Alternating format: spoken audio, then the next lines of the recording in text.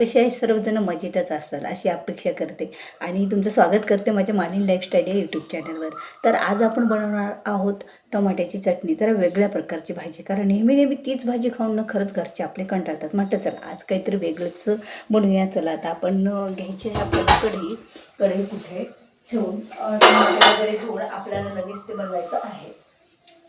आणि त्यासाठी अगोदर थोडंसं किचन मी आवरून घेते आणि झटापट बनवण्याचा तयारीला लागते मी. इथे असे टोमॅटो घेतले आणि त्याला मधोमध नाही कापायचे तर उलट दिशेनं कापायचे, म्हणजे मधातून अर्धे. कारण त्याच्यामधलं ते पाणी आहे ना ते सुकलं पाहिजे. कारण जर पाणी याचं एवढं सुटतं ना तर पाणी सुटलं तर ती भाजी आपल्याला खावाशी वाटत नाही आणि आंबट पण जास्त लागते. पण ज्यावेळेला आपण मधोमध असं कापून घेतलं ना तर त्यावेळेला खरंच त्याचं पाणी ऑब्झर्व करून घेतं ते तेलामध्ये. म्हणून मी अशा पद्धतीने त्याला चिरून घेतलेलं आहे मधोमध.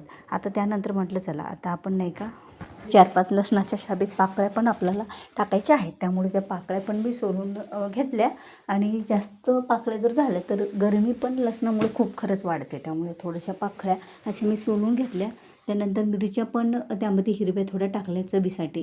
कारण आपल्याला थोडा काळा मसाला आणि गरम मसाला हे पण धने पावडर पण वापरायचं आहे. त्यामुळे मिरच्या ह्या थोड्याच कापून घेतल्या. त्यानंतर कोथिंबीर पण मी कापून घेतली. कारण कोथिंबीरनं खरंच वरून जर आपण कोथिंबीर पेरली ना तर त्यामुळे चव पण खूप छान राहते. आणि कोणत्याही भाजीमध्ये कढीपत्ता जर घातला ना तर खरंच आपल्या आरोग्यासाठी सुद्धा चांगला आणि केसासाठी सुद्धा चांगला.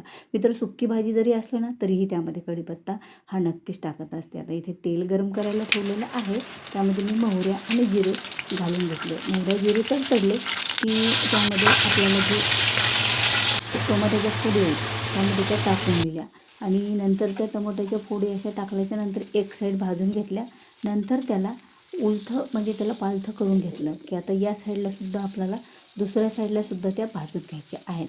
आता दुसऱ्या साईडलासुद्धा त्या टमाट्याच्या फोडी थोडंसं तेल सोडून त्या फोडी बाजूच्या खालच्या साईडलासुद्धा भाजून घ्यायच्या आहेत. आणि तेल टाकलं म्हणजे खालच्या साईडला त्या करपणार नाहीत. आणि लगेच त्यावेळेला कढीपत्ता, मिरच्या आणि ह्या सगळ्या गोष्टी घालून ठेवायच्या आहेत. आणि कच्चा कांदा नंतर घालायचा आहे. आता या सर्व जिन्नस घातल्याच्या नंतर आपल्याला त्याला एकसारखं एकजीव करून घ्यायचं. पूर्ण टमाटे असे फोडून घ्यायचे आहेत. पूर्ण एकजीव झालं त्याच्यामध्ये की आपल्याला सर्व गोष्टी त्यामध्ये आपण घालून घेतलेल्या आहेत. जसं की मसाला, हिरवी मिरची, कांदा हे सर्व गोष्टी घातल्याच्या नंतर त्याला असं एकजीव करून आपल्याला घ्यायचं आहे. आणि थोड्या वेळाला मध्ये मसाले घालायला सुरुवात करायची. त्यामध्ये हळदी, कोथिंबीर अगोदर टाकून घ्यायची. त्यानंतर हळदी टाकून घ्यायची. नंतर मीठ, चटणी ह्या सर्व गोष्टी टाकून कोथिंबीर टाकून पूर्ण परत एकजीव करून आटलं की त्याला आपल्याला ती भाजी खाण्यासाठी आता तयार झालेली आहे. आणि पोळीसोबत, भाकरीसोबत आपण ती खाऊ शकतो. मी खूप खुश होते. कशामुळं तर मला आज मंगळवार होता आणि स्वामी समर्थ केंद्रात जाऊन देवीचा पाठ करायला मिळाला आणि देवीची आरती पण मिळाली. म्हणजे आज 2 वेळेला केंद्रात जायला मिळालं. त्यामुळं खरंच मी आज खूप खुश होते. कारण ज्या वेळेला वेळ मिळतो आणि त्यावेळेला आपल्या आवडत्या गोष्टी ज्यावेळेला करायला मिळतात ना खरंच ती खुशी असते. नाहीतर आपल्याला भरपूर कोणी दागिने घेतले किंवा असे म्हणूनच खुशी नसते. कधी कधी आपल्या मनाला आवडतील तशा गोष्टी जरी मिळाल्या तरी आपण खुश राहतो. नंतर माझी वेल पण इथे एवढी वाढली पावसामुळं खूप अशी वेल वाढलेली आहे. आणि बघा साहेब सकाळी पूजा करतात आणि पूजा झाल्याच्या नंतर ह्यांचं असं असतं ना की नेहमी इथेच ठेवायचं हे अडकून.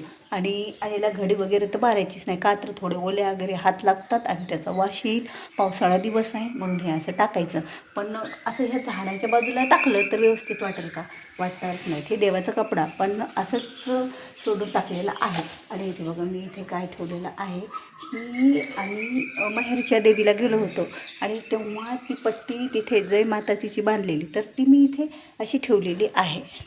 आठवण म्हणून आपल्याला चांगलं वाटतं की चला आपल्याला देवीची इथं आपण ठेवली तर असं नेहमी त्या देवीची मग आठवण येते शारदा देवी. खरं शारदा देवी खूप 1100 पायऱ्या मी चढून गेले ते. पहिल्या वेळेस मी एवढा चढले होते 1100 पायऱ्यांचा.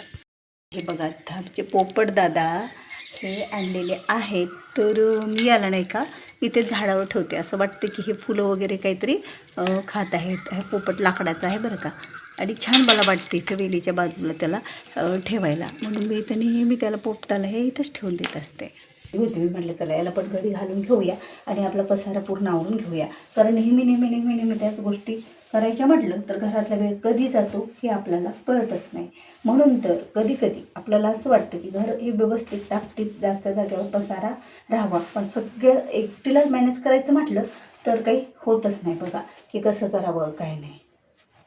कूलरवर नेहमी गर्दा पडलेलाच राहतो आणि तो आवरून घ्यायचा म्हटलं तर आपल्याला झटपट झटपट जागच्या जागी वेळेवर आवडलं तर बरं आहे.